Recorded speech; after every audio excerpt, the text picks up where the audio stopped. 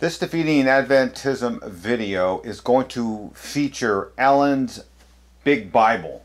This is going to be the first of, I don't know, probably several videos that are going to be done on this Bible. This video here in particular is going to address the supernatural effect that Ellen White had when she was able to hold up her Big Bible. We're going to look at recorded accounts of that here in these places. This is the original copy of the Great Advent Movement by Loughborough. This is, I think it's copyrighted 1905, printed 1909.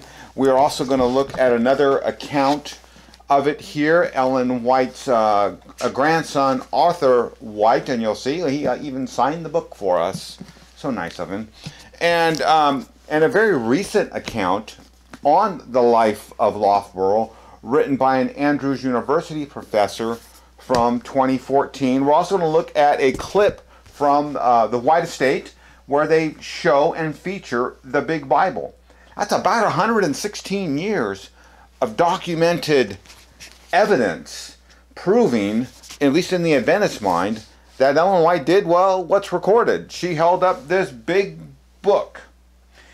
Even Mecca, the White Estate, believes this actually occurred, and you're going to see it in a video. Now, I got a couple links below. nonsda.org and trutherfables.com.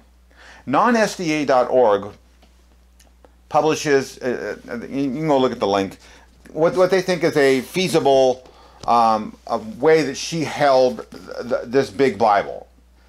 He's almost making the argument it's not that she's holding it necessarily like this, that she's holding it in some other manner, which still exhibits, I think some strength.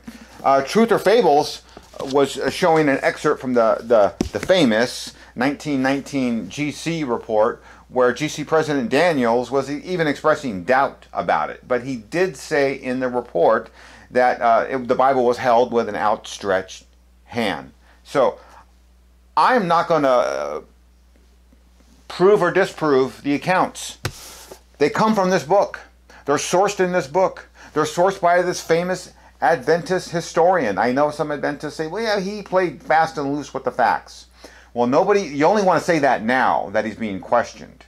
They don't want to go back in history and do that. And by the way, he got these accounts from fellow Adventists who said they saw it, from fellow commandment keepers who wouldn't lie, would they? Because they keep the commandments, and one of the commandments is don't lie. So he got this. This is direct testimony from faithful commandment-keeping Seventh-day Adventists in terms of what he saw. But there's no better source for this big Bible than the White Estate itself. Let's watch this 2-minute clip on this Bible. You've brought something exciting from the vault. What do you have? This is a big Bible, and heavy. It sure looks heavy. How does this connect to Ellen? Well, this is a replica, or the same edition, of the Bible that belonged to her family, to her parents, the Harmon family Bible, and the original is just here inside the vault.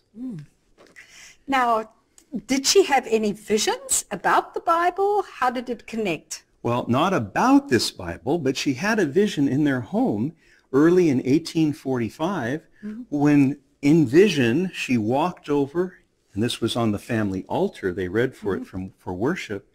She picked that Bible up, and she was just short and petite, and she held it on extended arm. I'm not going to even try to do it, for between 20 and 30 minutes. Now, this was physically impossible. And of course, people tend to talk about the fact that it was a miracle. But the most important part is not so much that it was a miracle. That was important. But it was that God was trying to establish how her ministry as his messenger related to the Bible. So how did it relate to the Bible? Well, God wanted, just the picture of it tells us, God wanted her ministry, her messages, what he was showing her, to lead people to the Bible. I mean, think of the picture. She's standing there in vision, holding this thing on extended arms, speaking of what God is showing her. And it's God saying, she's taking you to the Bible. Go to the Bible. Read the Bible. Be Fantastic. blessed through her ministry towards the Bible. Wow. I think that's an important point to remember. The visions were given not to replace the Bible, but to uplift and lead to the Bible. Right, now you've heard the story and you've actually seen the Bible from none other than the White Estate. And again, nowhere in that video, 2-minute clip, did they say this didn't happen, right? Everybody seems to think that there's some supernatural strength here for Ellen. And let me say this Bible is huge. Pause with me here.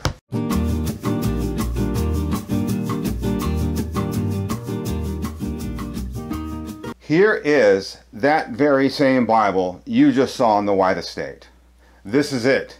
This is the 1822 Joseph Teal Big Bible. And this thing is huge. It's big. Now, we're going to read accounts on how this Bible was held. Recall what non-SDA said when I was citing them, how it may have been held at, some other angle like that. Of course, now GC President Daniel said it was held with an outstretched arm. But just look how thick this book is. Look at this. I can barely put my hands around it. The thought of holding this book with one hand open is physically impossible. Your fingers need to be about this long to put your fingers around it and hold this thing in an open state, because it's huge and it is indeed heavy. We are going to now look at this roughly 116 years of favorable testimony on Ellen White's big feat of strength here in this book. We're going to start with Loughborough's testimony, eyewitness testimony accounts that he gathered of people seeing Ellen White hold this very book. Let's look here. Here's the same Loughborough book that you saw me hold up a minute ago, and the actual copy itself, you see what it's published in 1909, copyright 1905. Here's the first account, first of many. This is Ellen's third vision. You see her in the middle of the screen, very large Bible. It was the one, Boston, Joseph Teal, 1822, and now you actually see it. You can see it here in this video. While in vision, she arose and took this heavy Bible in the left arm. The book, then it says, lying open, and held it at right angles of her body. Right. Next set of underlines. Mother Harmon said her daughter, in her natural condition, was unable, for lack of strength, to lift that heavy Bible from the bureau. But in vision, she held it easily, apparently as though it were only a pocket testament. Now, I'm going to show you here what a pocket testament is. This is a pocket testament. So her mother is saying, oh, she held this big Bible like it was a pocket testament. Right. And then, and remember what they did here with her too. They kind of portray Ellen as this weak, frail, sickly, emancipated young girl. And wow, she's all this sickly person, but she can hold this big Bible up as if it is a pocket testament. More on her emancipated state in a minute, but let's keep reading here. What else does Loughborough say on page 237? Here indeed was a wonder, a delicate girl weighing only 70 pounds, holding a heavy Bible for half an hour, and a strong man couldn't do it for 2 minutes. Then at the bottom, those who saw it regarded it as clearly a manifestation of the spirit of him who spoke from the burning bush. I say it's a manifestation of a spirit indeed, but not of him who spoke from the burning bush.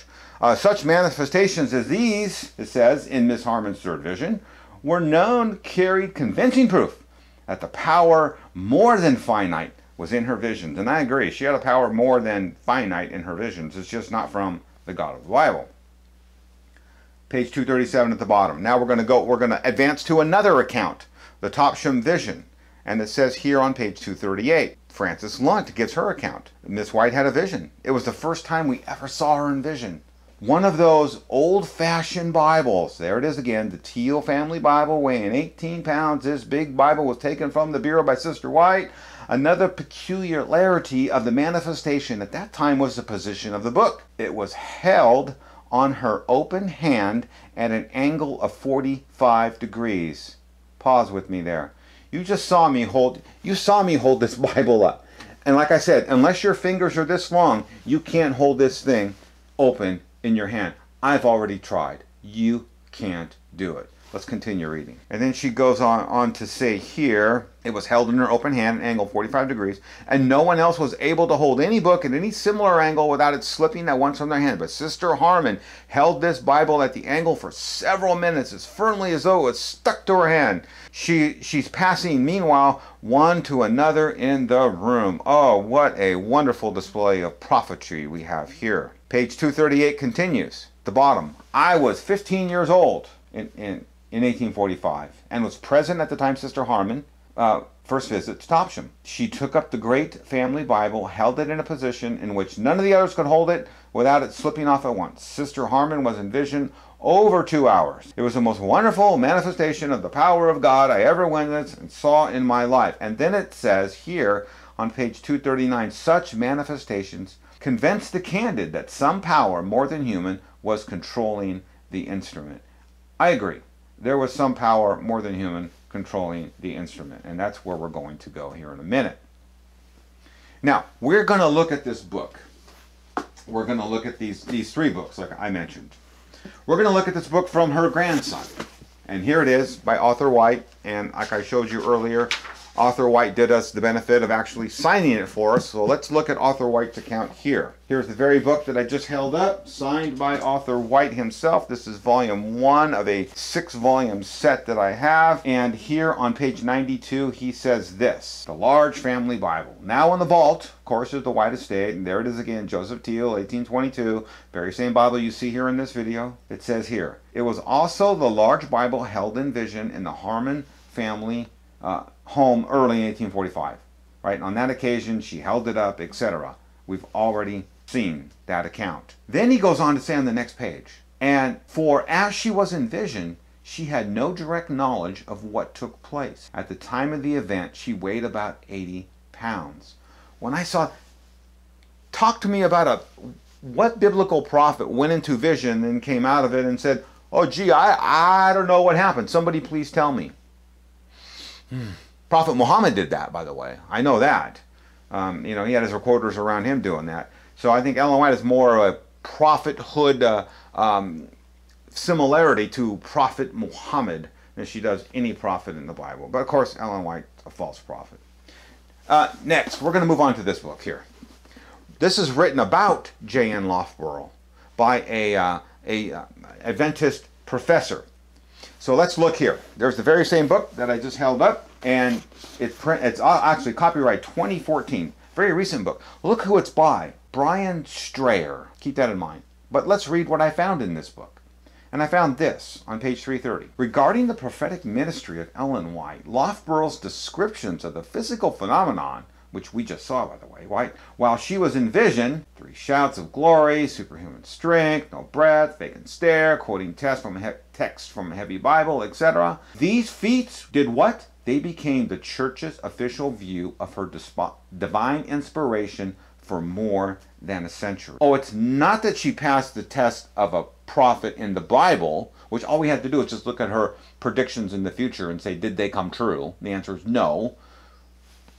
Artifact number 1, 1856 vision she had at the Battle Creek Conference, and some at the conference are going to be translated into heaven, and some are going to be food for worms. Well, you know what? They were all food for worms. Nobody went to heaven. Ellen White's a false prophet. That's a test of a prophet. Deuteronomy 18, 20 through 22. That's it. End it. But anyway. So I'm looking through this book. I did not want to read this book. I just didn't. Call me lazy. That's good. I call me lazy. So what I did was, I said, I got to write this guy. I got to find him. And I did. Look what I found. So I found his page with his email address and went, wonderful, dear Professor Strayer. And I sent him this very email you see right here, where I said, hey, today I received my copy of, the book that you authored, and I want an account of the big Bible. I went through all, at least in the index, and I couldn't find it discussed. So you know what he does? He writes me back, and he wrote me back like within the day. And he said, what? Basically, you're not going to find it. He said, no, this is a biography of Loughborough, not Ellen White. For more detail on the big Bible, see Arthur White's 6-volume set, which we just looked at. When I got that response from the author of this book, he said, well, no, I'm not putting that in here because this is a book about his life, not Ellen White's life. I'm like, did you not research this guy? Did you not realize a significant portion of this book is the retelling of the event where she held this up? That it's both in her life and his life? I just looked at that answer I got from him and I said, what a weak and anemic answer. But anyway, I mean, I'm kind of used to that from Adventists. That's what I get, weak and anemic answers. So anyway, according to this historian on Loughborough, according to Ellen White's grandson, and Loughborough himself, and the White Estate video, this event happened. She held this thing up and had a display of superhuman strength. Just like Ellen White was shown to be practicing witchcraft in the Green Cord series, she is going to be once again shown in this video to be engaged in the occult. Where in the Bible does it say a test of a prophet is someone who can just lift heavy things? Where does it say that? It doesn't. If you're thinking of Samson, try again. Judges 13. Samson, who an angel of the Lord came to Samson's mother and said, you're going to have a son, prophesying his birth, and he's going to save his people from the Philistines. Samson had his strength to engage in warfare with the Philistines. Now, unless you want to try to make an argument for Ellen White, an angel of the Lord going to her parents and saying certain things, no. But there are records of individuals moving heavy objects. And we're going to look here in this book. 2-volume set. If you watch the Green Cord series, you've already seen this book. Encyclopedia of Occult and Parapsychology. I'm going to be quoting from this volume here, which is volume number 2. I read the whole section on mediums, spirit mediums, and the descriptions of spirit mediums, and their qualities and characteristics. And you know what? I connected the dots. Let's look. Here's the very same book that I just held up, copyright 1996. It's volume 2. We're going to look at page 840. Here's one of the characteristics of spirit mediums. Though the medium spiritualism asserts the spirits of the departed, they may communicate with their friends or relatives while they're still on earth. Huh. Did Ellen White do that?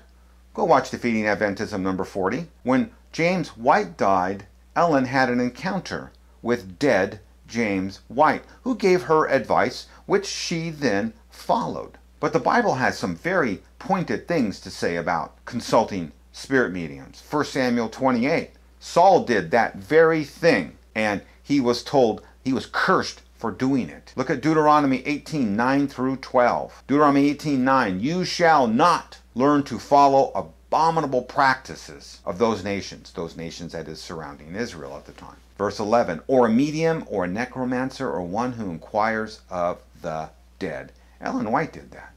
What else does it say about spirit mediums here on page 840? What came to be known as mediumship in the 19th century, spiritualism, is an ability that was found in the ancient world. Early written records of demonic possession afford an excellent example of mediumship, as does the ancient practice of witchcraft. Well, did a whole series on the Green Cord dream of Ellen White and her green cord. That's pure witchcraft. That is not Christian. That's witchcraft. Manasseh, 2 Chronicles 33:1, Manasseh, verse 2. But he did that which was evil in the sight of the Lord, like unto abominations of the heathen. Look at verse 6. He used enchantments and witchcraft. So Manasseh and Ellen White both used witchcraft. What else does this book say about spirit mediums? Look on page 843. Spirit mediums can have physical defects, significant injury or illness, and as suggested potential causes of developing their mediumship. Well, let's look at Footprints of the Pioneers, 1947. And what's it say here on page 62? It gives us the story of that fateful blow when Ellen was hit with a rock.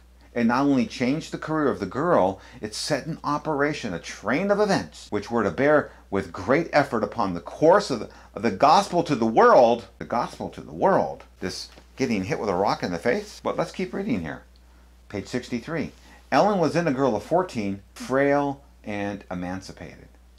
Adventist goes to great lengths to show Ellen White as this frail, sickly, emancipated girl who could hold up a super big Bible. And see, look at the contrast. Frail, emancipated girl holding up this big Bible here with one hand.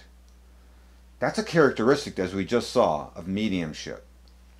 Not a characteristic of a true prophet. Let's go back to the screen and let's keep reading here. What's another one? Page 840 in this book. As the demand for physical manifestations increased, this is increased through time, in the decades of the 19th century, they became more daring and more varied. The moving of objects without contact, lifting heavy furniture, levitation, this became a hallmark of mediums. Now, Ellen touched her Bible, but we're going to look at an account here in a minute. So what are the characteristics of spirit mediums? Connect the dots. Physical impairments, superhuman strength, necromancy, witchcraft. All these characteristics of mediums. This exhibiting of superhuman strength, it's not biblical. It's not a biblical test of prophethood. But there are spiritualists and mediums who increased in popularity in the mid-1800s who did just that. Let me see if I can reach around here and grab this.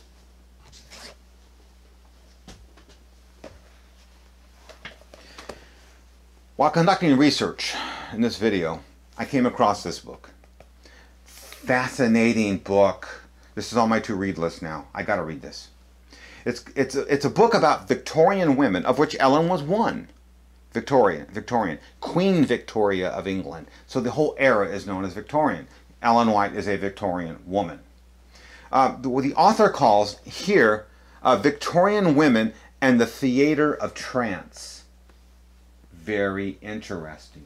That these women of this time would go through a state of trance. That while these women are doing this, and she explains a lot of the social reasons that's going on behind it as I'm looking at it, and it's just absolutely fascinating. And the men that are behind the women that are controlling them.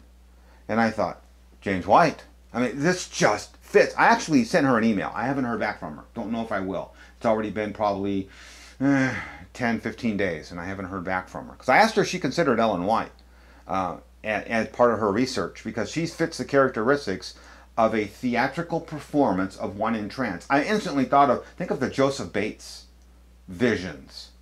That's performance art that you see, and that's exactly what she's talking about. She then talks about in this book that this whole Victorian women in trance and their performance art was so popular, it inspired a novel.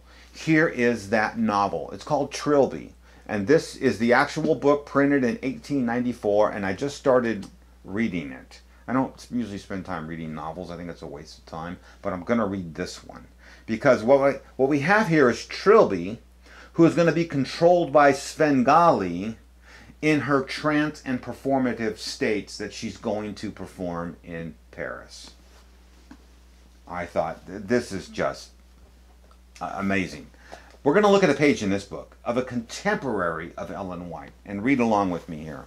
So here's the very book that I just held up by Annie Lehman, published in 2009. And by the way, she is a department chair of theater at a East Coast university. So let's look here on this page 146. Look what it says. Just substitute Ellen White for this. A servant girl in New York family in 1855 was reported to have come under the control of spirits who enabled her to lift heavy objects, including a barrel of flour which she carried up a flight of stairs, and move a heavy table. She also exhibited clairvoyance and writing through the spirits. And they thought, well, she was illiterate. That's a contemporary of Ellen White. That is the theater of trance. That's Ellen White. I can't wait to read this, actually. In conclusion, Adventist literature, starting with the accounts of Loughborough, which he took from eyewitnesses, through the grandson, Arthur White, through the author writing about Loughborough in 2014, to today, the White estate showing off this big Bible like it's a big deal. That their little frail emancipated prophet was able to hold this thing up as though it was a pocket testament. And in the Loughborough book, you saw where it said it became the church's official position of her divine inspiration was her supernatural strength. You saw that on page 330. The biblical test of a prophet is not that they can lift heavy things.